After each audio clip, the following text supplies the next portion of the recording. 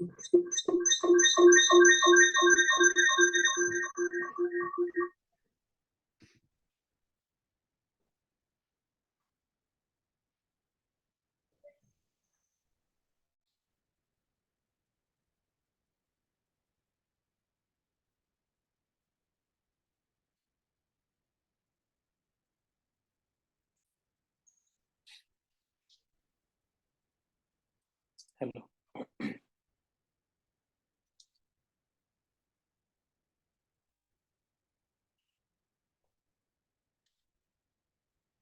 Hello, am I audible?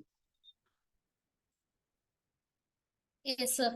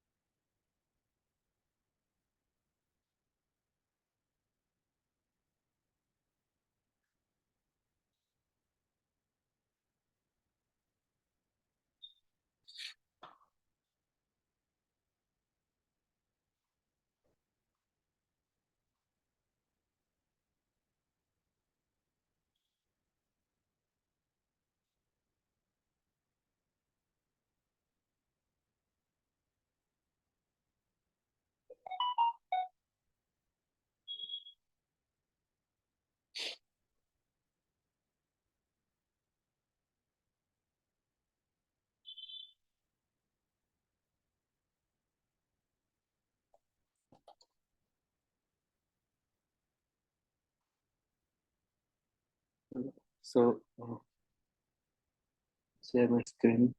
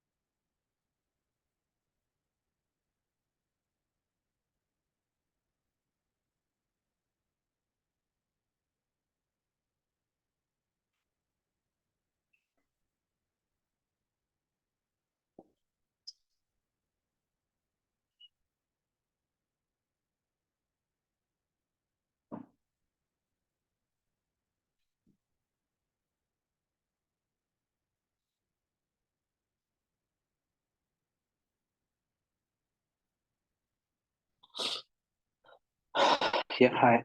So I think today is mostly theory questions. So I don't think it will take much time to discuss today. So meanwhile, like if you have any doubts, something regarding the course and regarding the questions in general or concepts, you can ask me. Today is a good day to discuss all those doubts and your expectations from the course and all those things, because we don't really get much time in other weeks due to some numerical questions or some sort of questions. So yeah.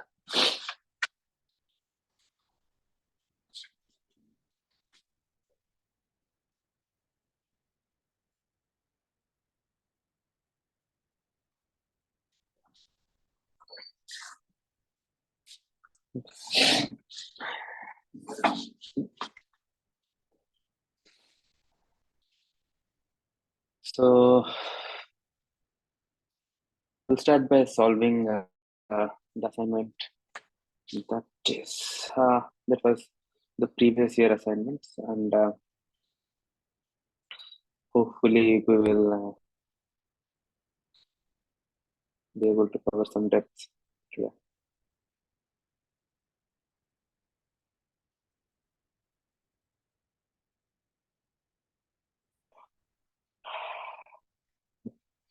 Um,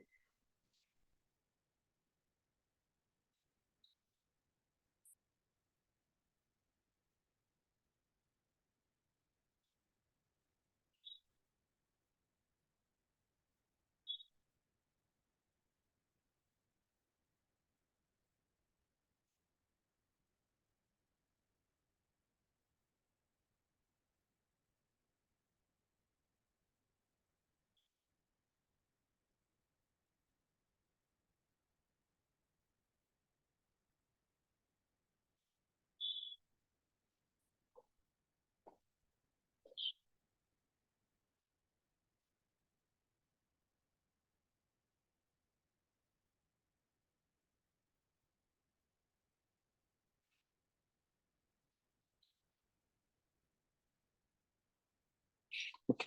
So question number one, any answers? Like anyone try to answer this question? Question number one, please.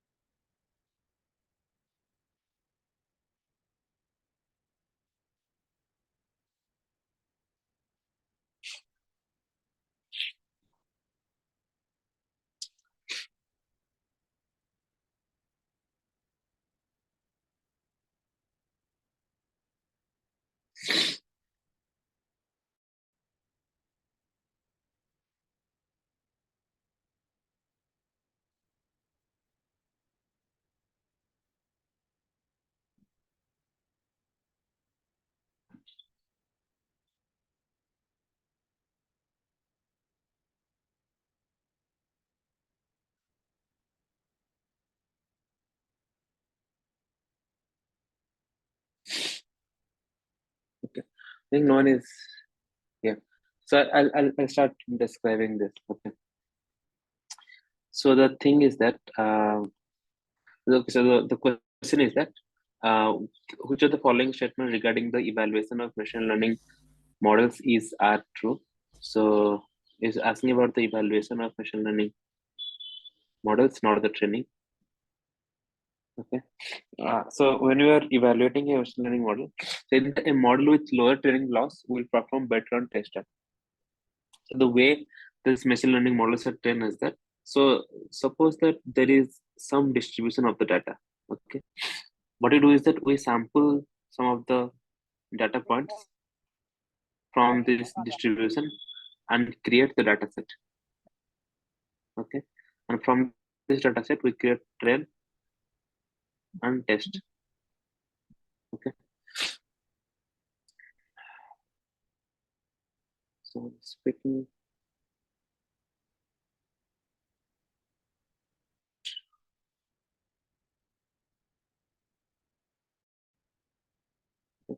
Okay. So train and test data set. So the question is saying that a model with lower training loss will perform better on test data set. This would be false because, training data and testing data can be completely different. The training data could be from here and testing data could be from here. We don't know. We don't know from where from which part of the distribution we are sampling the training and the testing data. We don't know that. There might be a case where training data and testing data might be completely different. Hence, if a model is giving us lower error in training, it might not give lower error on testing. Hence, the option number one is false. Option number two is the train and test dataset should represent the underlying distribution of the data. Okay. This so if you take the training and the testing dataset, if it is not a very good dataset, it might not completely show us the underlying distribution of the data. But ideally, a dataset or the training and testing dataset should completely uh, should completely uh, uh, should completely give us the underlying distribution of the data. So hence, as we are saying that it is a data set, so this option B would be correct. That this data set should represent the underlying distribution of the data. If it is saying should, if it would have said like must, then it would have been false. Should means it's ideally it should be, but if a data set is not big enough, it might not represent the underlying distribution of the data. Okay. Come to the third option, to determine the variation in the performance of a learning algorithm. Variation in the performance of a learning algorithm, we generally use one training set and one test set. Okay, so here's the data set. Okay, and we sort of sampled from this data set and created a train and test. So what might happen is that if you look at the option number one, what might happen is that the training data might come from one person of the distribution, and the testing data might come from the other part of the distribution. So this might create a problem. Okay, if this is creating a problem, if this creates a problem, then so this might create a problem. Hence, what we generally do is that it's the best practice to do is that you take a training and the testing set, you train it, then you shuffle again. After shuffling, you create another set of training, another test set of testing. Okay, and you train it again, so that the model will take different flavors of the same data. Okay, so different flavors of the same data set. Hence, we do not generally use one training set and one test set. We use multiple training set and multiple test set while training our model. So this option would be false. Then the final option is a learning algorithm can learn different parameters if given the different samples from the same distribution. Uh, so as I was saying, so let's say like this is a distribution and we sampled some points from this part, make a training set. This will learn a different set of parameter as compared to this data coming from this part of the distribution where there is completely different set of parameters that let's say p dash will be completely different than the original set of parameters. Hence, this statement is true. Option B and D are true. That means different part of distribution will give us different set of parameters if we train with them. Hence, it is very important to train with a lot of train with different flavors of training and testing data set, and at last uh, find the model which gives best performance on all these things. Okay. See if there are no answers. No answers given by students. That's fine. Look at the question number 2 and tell me what is the correct option for this one.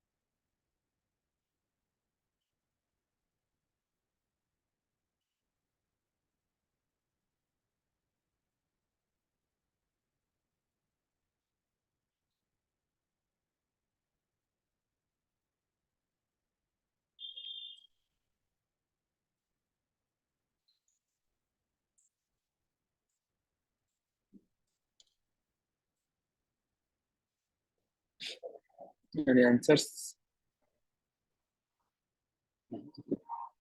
Uh, to see, yeah, I think yeah, people are correct. But can you? Yeah, I'll give you an explanation.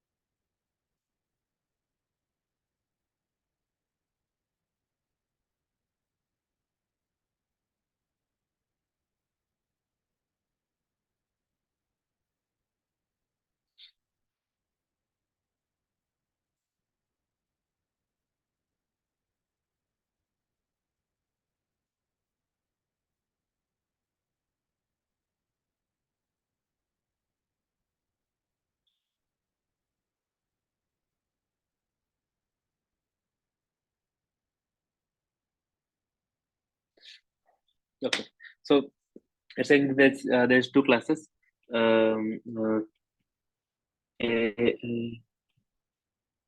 there's two classes, A and B. So A has 100 and B has 50. It's ideal to take 20% of the training data as testing. But if the test training data is much higher in size, let's say millions, it is okay to take 10% or even 5% of the training data for the testing. Since that is 100, it will take 20% of the testing set. So, so the in the stratified sampling, if you know that the term stratified sampling, I'll write it. Stratified sampling. So if you say stratified sampling is very simple. Like what you do is that you take equal proportionate from each class. So if you are taking 20% from, if you are keeping 20% from class A for testing, you also keep 20% from of class B for testing. So 20% of A is like 20, so rest is 80 for training, and 20% of 50 is 10, so rest 40 is for training, and this for training. For testing, we have 20 and 10. So this is option C, hence option C would be correct. Question number 3.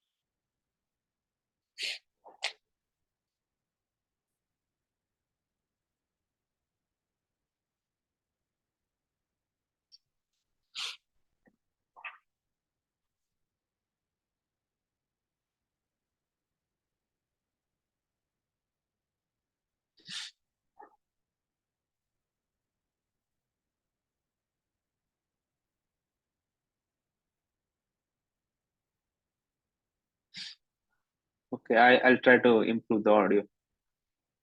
I don't know how, but yeah. Um, is it better now? Sorry, I was in the middle of something. Oh,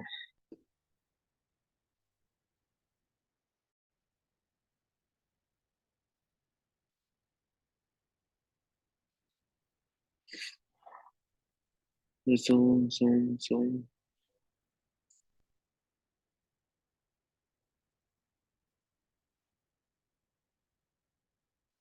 Hmm, but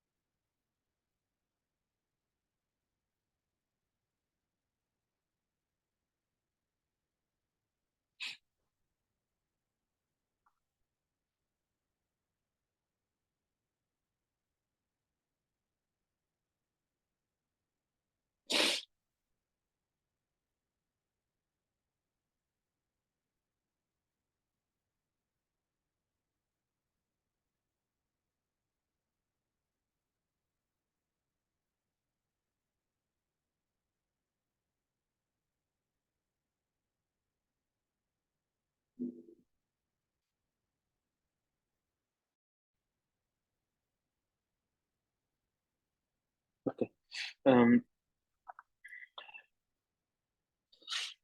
Question number three is suppose let's say we are performing cross validation on the multi-class classification dataset with n data points.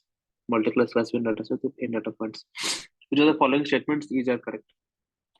So in careful cross validation, what we do is that we take a dataset with n data points. We make it k-fold. Okay, so fold 1, fold 2. That means k part, fold k. So what you do is that in each class, let's say there are n class uh, in data points, right? So multi-class. Let's say there are 3 class. Okay. For each class, there will be equally proportionate in each group. So class 1, 2, 3, 1, 2, 3, and so on. Okay. We have to make it equally proportionate. Okay. So hence option 1 is correct. Then how you train it? The way we train is that we take k minus 1 fold for training, then this for testing. Okay, we do that. Then what we do is that then we take, let's say, this as training, then one as testing. So we do that different model. Okay, different model by leaving one of the K's out and making this testing and testing as it as testing set and this as training set. But the option here is saying that in k-fold cross validation, we train one model and evaluate it on k different test sets, which is wrong because we train on this uh, different.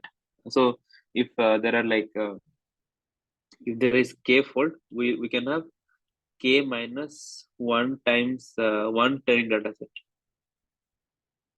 set, different training set, and we can train on them and test on the k different this combination. So I think k is k only. So this is wrong. Option C is in loop V. Loop V is leave one out cross validation. So loop V. So leave one out is cross validation. So in the leave one word cross validation. So it's a special case of k-fold cross validation. For a given model, what you do is that we use one data point as a test set and remaining n minus point for training. This process is repeated n times to get n models. So here, like we are creating batch of k. Okay, but what happens is that in leave one out, so we use the n. So this is the data set is n. Okay, so what we do is that we use the entire data set, leaving only one out. Okay, and use this entire thing n minus 1 for training and this for testing. If we do that, there will be a total of n train and test pairs. Okay, total of n train and test pairs. So this makes this is the leave one out thing. So in leave one out cross validation, we train n different models using n minus 1 data points for training each model. Okay, so this is correct. As I discussed now, this is correct. Fourth option is in loop B, we can use same test data to evaluate all the trained models is false because each time we use a different data point for testing. Just pose the next question.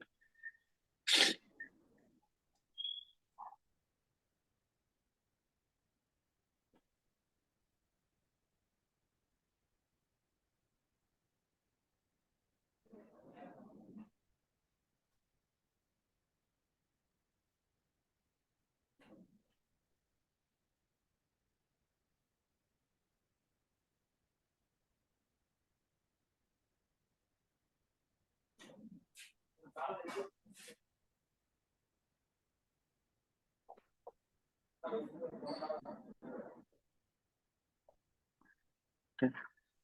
Suppose we have a binary classification problem wherein we need to achieve a high recall.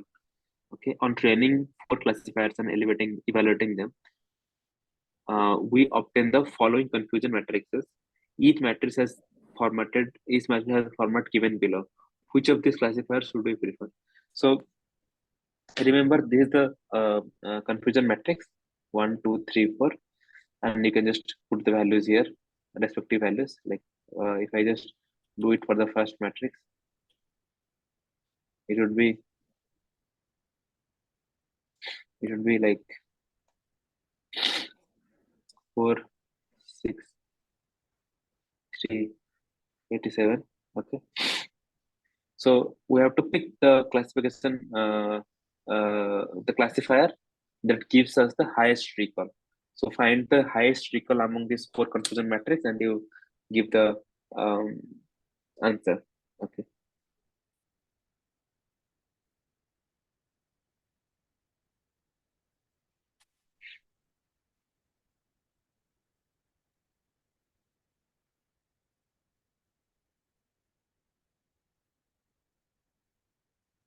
Okay. Yeah. No, I'm fine. So I just got a bit of cold, so it's okay.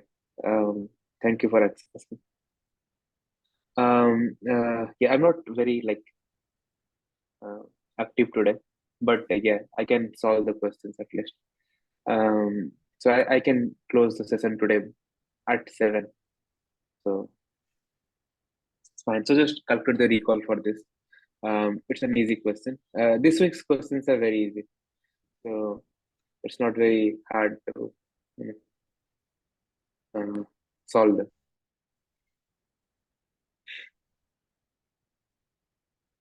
Yeah. So if you recall I mean not recall, if you yeah recall the recall formula is the recall is computed as true positive by true positive plus false negative. Okay, so this is the recall formula, and calculate the recall formula and get the highest one. It will be the correct uh, answer.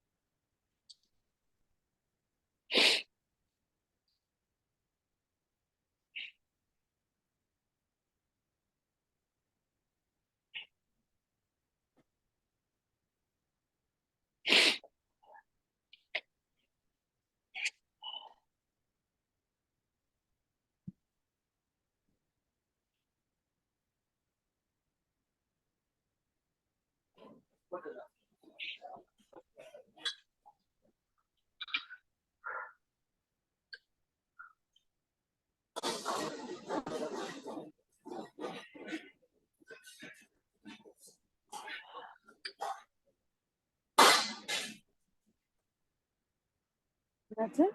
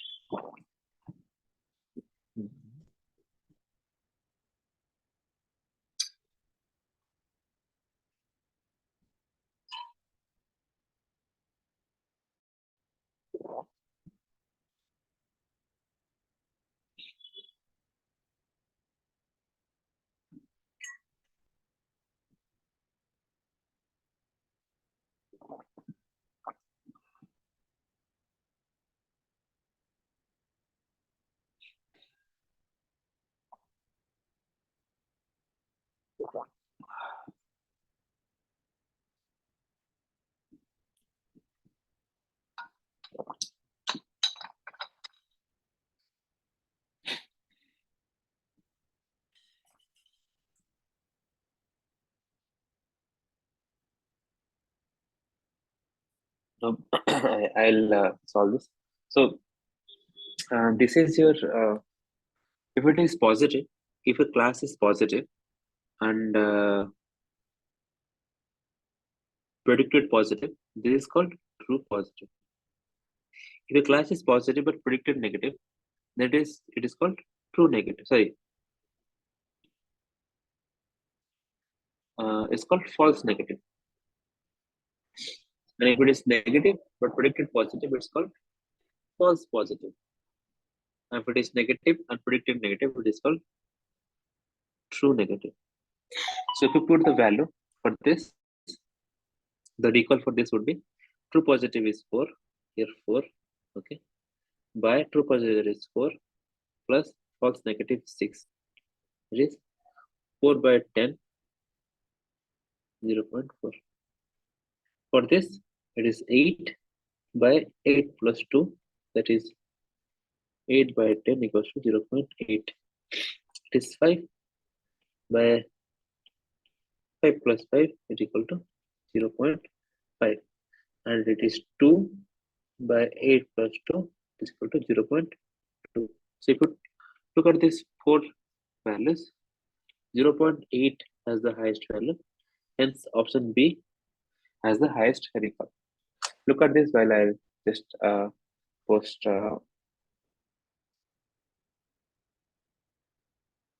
I'll just put the next question.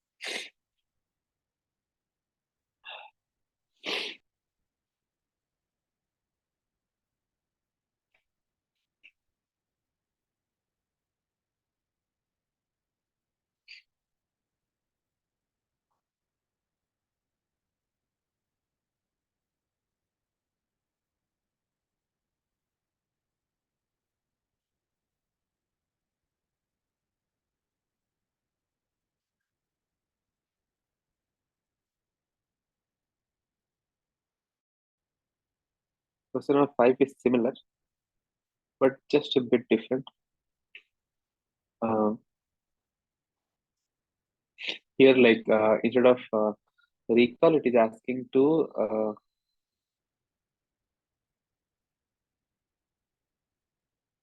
what is asking- yeah, it is asking for have a low false positive rate. Okay, everything is binary classification, same thing, true positive, true negative, but it is asking for low false positive rate. So first find the false positive rate and get the lowest one. So false positive rate is computed as false positive by false positive plus true negative. So false positive rate equals to false positive by false positive plus true negative. So it's like it's a measure of how many classes that were false positive, means actually negative, but you predicted positive, divided by total number of negative class. It's the ratio of how many is predicted negative versus total negative. So this is equivalent to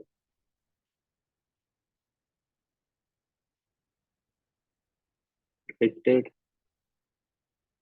negative versus total negative class.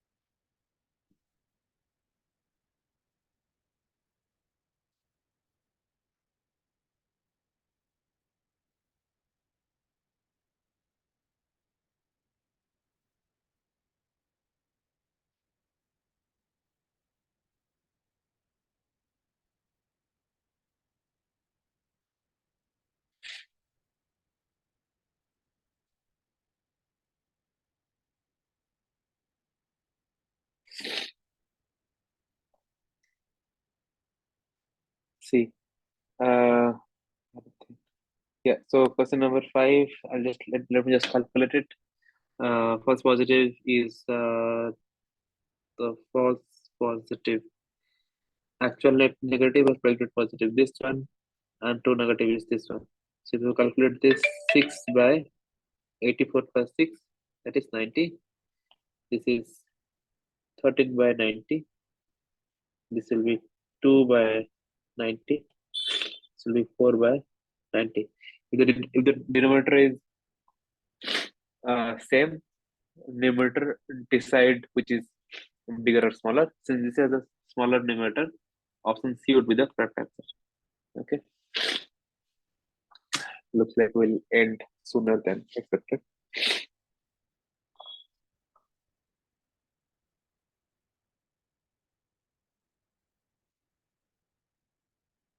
We have 3 more questions, so I think it will be quicker.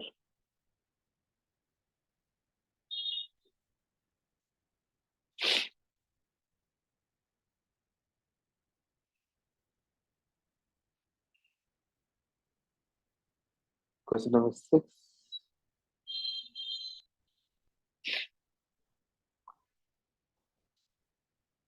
Let me put question number 7 and 8 as well. Okay.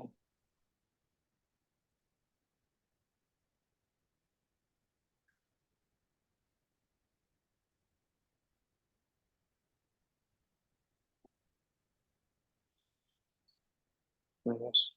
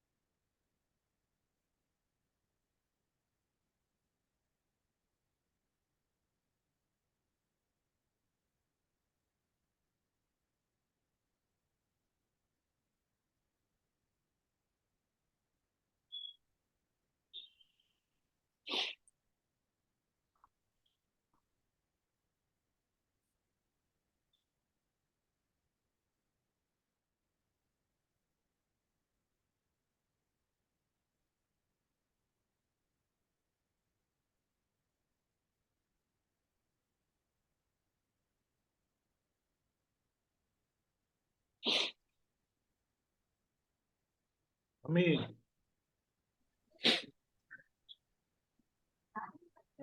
B.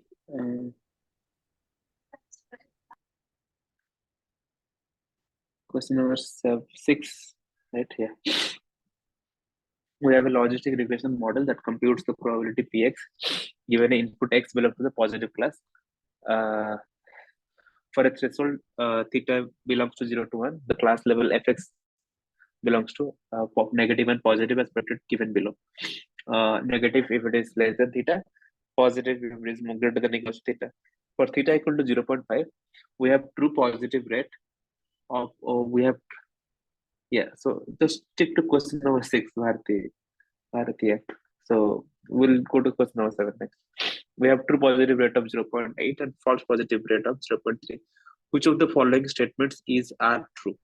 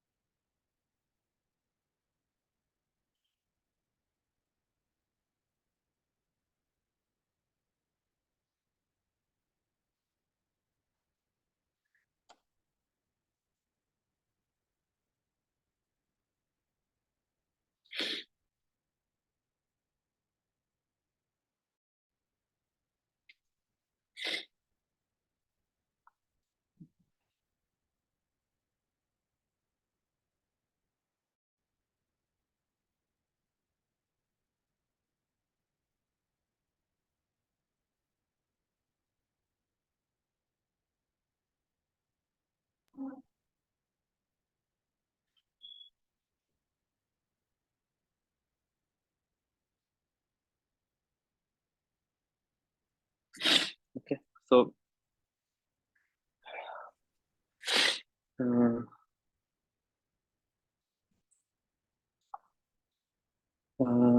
what is the answer that I got? Let me see.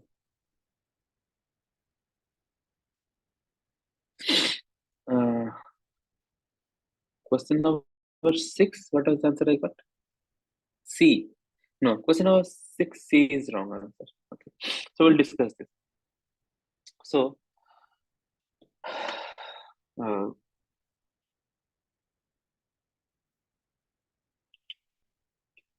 this is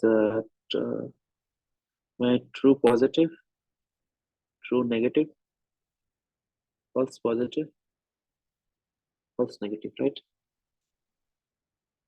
True negative, false positive is, yeah, false positive, false negative. So this is, let's say, actual, this is predicted. So actual is, let's say, positive, negative, positive, negative. So what is the false positive rate? The false positive rate is false positive by false positive plus true negative. Okay. So false positive is this one, and true negative is this one. Okay. So false positive rate shows that number of samples which are actually positive but predicted as negative. Sorry, actual negative but predicted as positive. And true negative says that which are actual negative and predicted as negative. So hence, this sum represent the total number of negative class in the data set. Okay. So total negative class, as I mentioned here, total negative class. Hence, the false positive rate, irrespective of the threshold value, will be constant. So if you look at this one, if you look at this one, the total number of positive class in the data set will be constant. It will be constant. Okay. But the false positive rate might be different. Okay. So let's see how this false positive rate decide how. So what could be the thing? This thing. Okay. So let's say this is my like coordinate system, and this, let's say this is my theta. Theta equals to 0.5. Okay. So all the points that are above this one. So let me draw this in black. Okay. And let's say this is the threshold. So all the points after this line are positive, and all the points before this line are negative. Okay. But there can be some points that are positive, but on this side of the line, and there can be some points which are negative, but on the opposite side of the line as well, right? So let's come to the option. So option saying is, what's the option? So what this said is that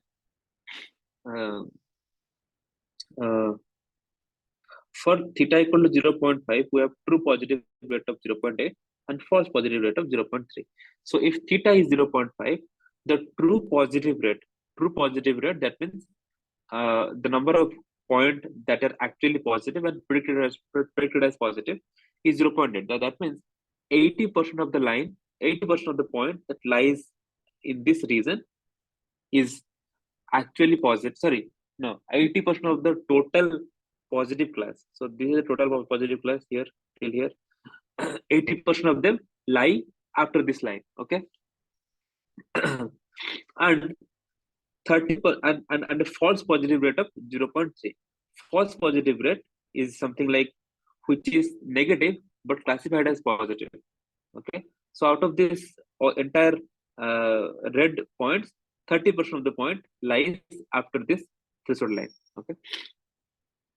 True positive rate and false positive rate, 0.3. So if we go to the if we go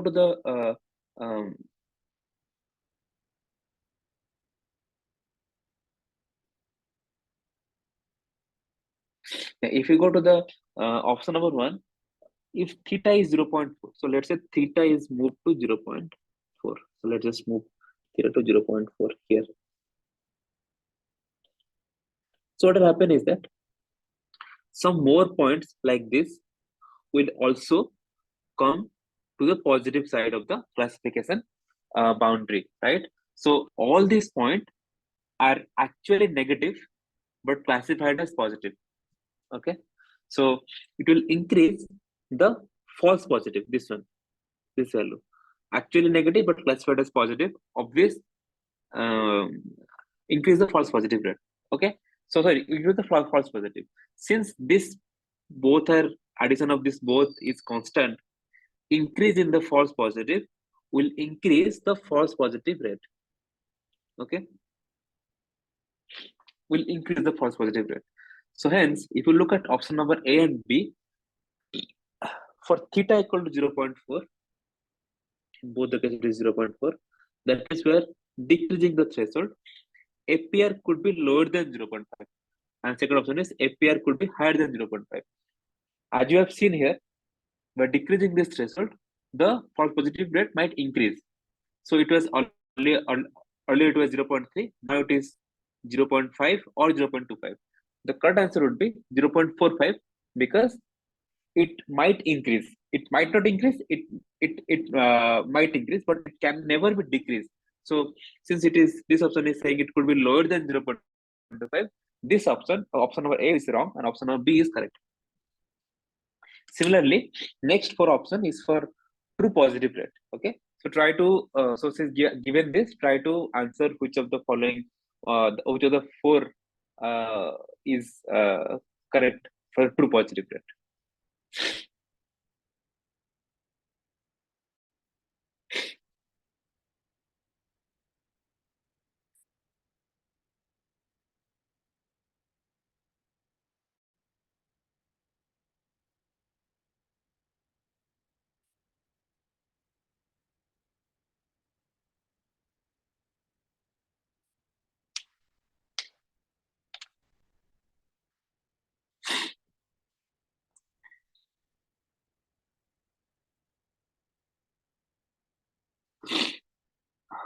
Okay.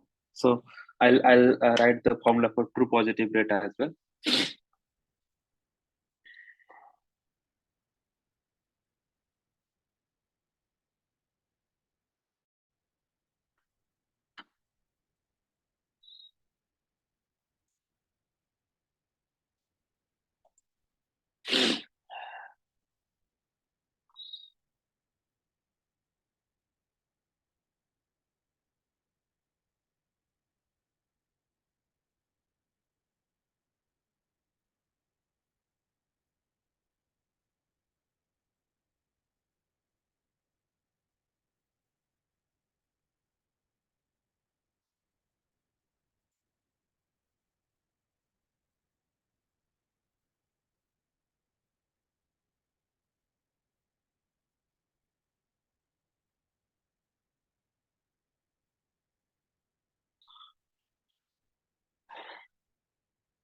The true positive rate is true positive by true positive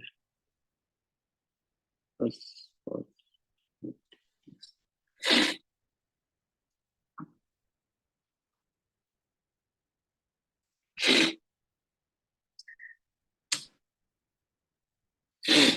I try to solve this. Give me a minute. I'll come back.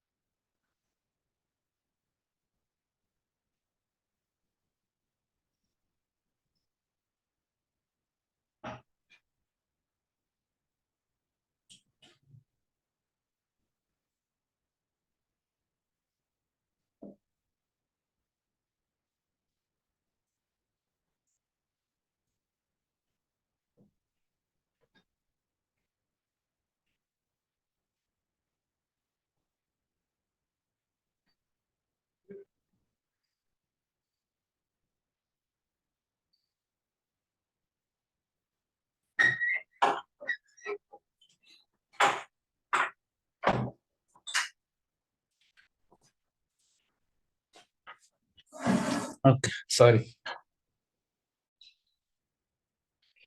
Yeah. So no one answered anyway. So similarly, like true positive and false negative constitute this one.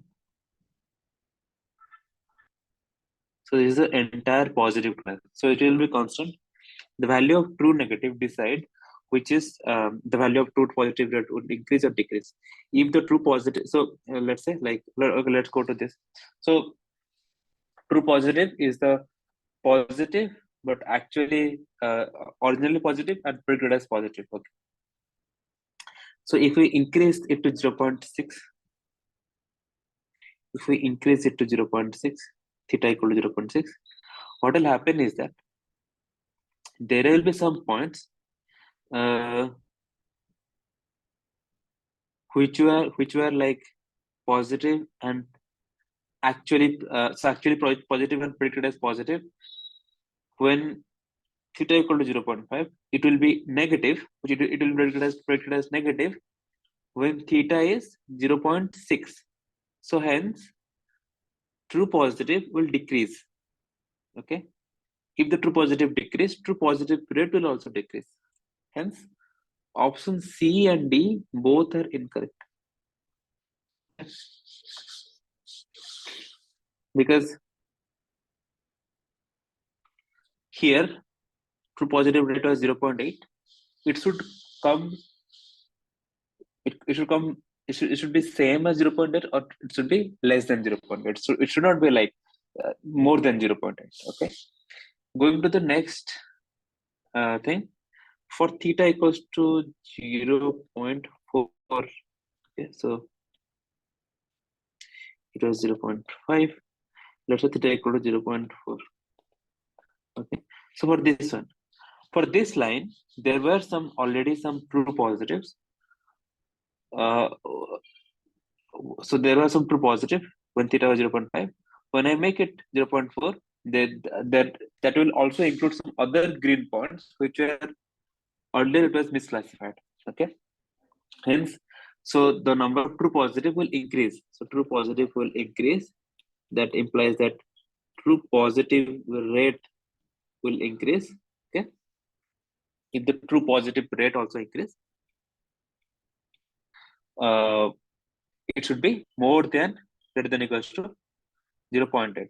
When the equality will hold, so when we say like there is equal, when there is no point here. Okay, so it should be greater than or equal to 0.8. But if in the option you see, it is 0.75 and 0.75. Hence, both these options are wrong, and our final answer is B and not C. I think someone said C, I guess. Okay. Question number 7 and 8, and we'll close the session after this. Question number 7 says the statement P is boosting takes multiple weak classifiers and combine them into strong classifier. Statement Q is boosting assign equal weight to the prediction of all weak classifier, resulting in a high overall performance. Options are P is true, Q is true, Q is the correct explanation for A, P is true, Q is true, Q is not the correct explanation for A, P is true, Q is false. Both P and Q are false.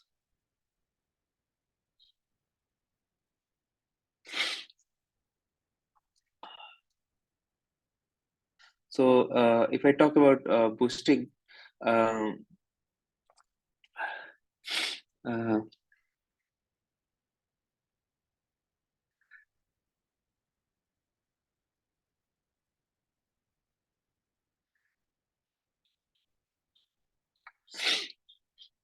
so what boosting does is that what boosting does is that it boosts the performance. That means if there are like classifiers C1, C2 up to Cn, so let's say these are all weak classifiers. Weak classifier means some classifiers are good at classifying some portion of the data and not the other portion. So in that scenario, what you do is that we take all the classifiers, we take the prediction from all the classifiers, and then we combine them and get the final prediction, and it is called boosting. Okay, but we do not combine them equally. That means we do not assign them equal weights. We do not prioritize them equally. What we do is that we take the strongest among them and we give them more value or more importance as compared to the weakest among the weak classifiers. Okay, so given this fact, option A is correct. So statement P is correct. Okay, statement Q is false. Hence, option C is true. So P is true and Q is false. Question number 8. Which of the following statements about the ensemble models are correct? So ensemble methods. The ensemble method is correct. So let's just look at the ensemble methods. It's the direct question. There is no explanation for this.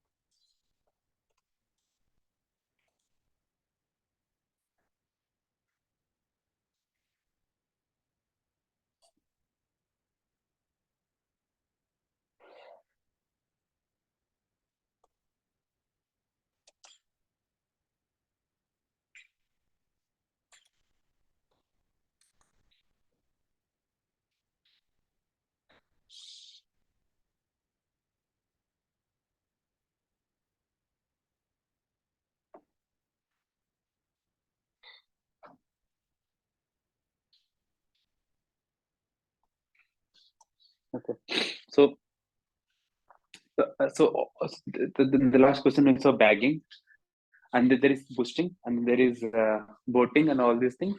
So all these things refer to something called as ensemble methods. What to do is that we do not rely on only one classifier. So there are a lot of classifiers that we have seen in the last lectures, in the last week of the content. There are classifiers such as support vector machines, decision trees, logistic regression, artificial neural networks, and naive Bayes and sort of and some sort of some other sort of machine learning models. So what we got to know is that a machine learning model, the performance of the machine learning model heavily depends on the distribution of the data, or the data or the distribution from which the data is sampled from. So in this case, what we do is that we actually take the prediction result from a lot of models, and we sort of assign them. We sort of give the final prediction based on the prediction from a group of classifiers, a group of models, not just one model. So this technique is called ensemble technique, where we ensemble a lot of classifiers. Okay. So given this thing, option A says that the individual classifier in bagging cannot be trained parallelly. So as you know, the bagging is type of an ensemble method where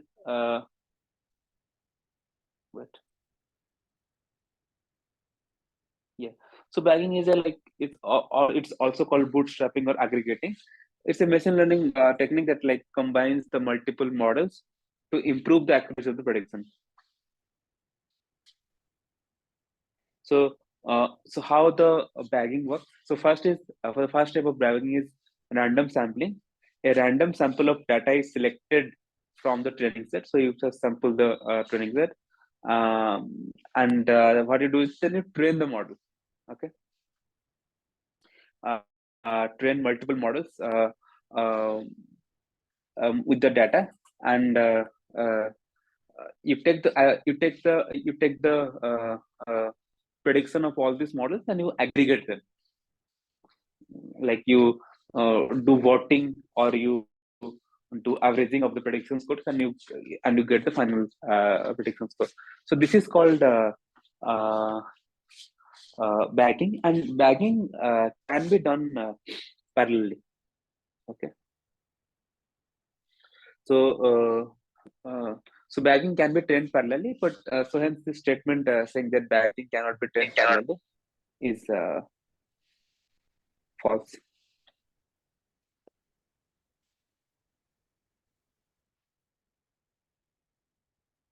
Okay.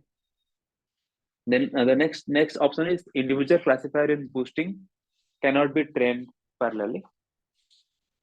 The answer is true, because as you have seen in the previous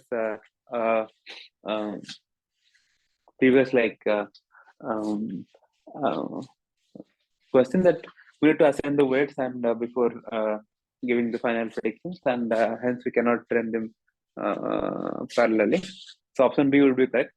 Option C is a committee machine can consist of different kinds of classifiers like SVM, dysentery, and logistic regression. So if you look at the committee machine lecture that is mentioned in the lecture, the committee machine is that you take the prediction and you feed it to a artificial neural network, and the artificial neural network is used to give us the final prediction.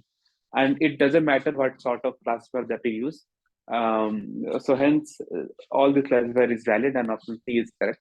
Option D is bagging further increase the variance of an unstable classifier. This is false, because there is no evidence that this does that. Hence, the option number 4 is false. The answer to this question would be B and C. So more such theoretical questions can be solved by if you go to the lecture and try to reason with the statements the professor is saying. So yeah.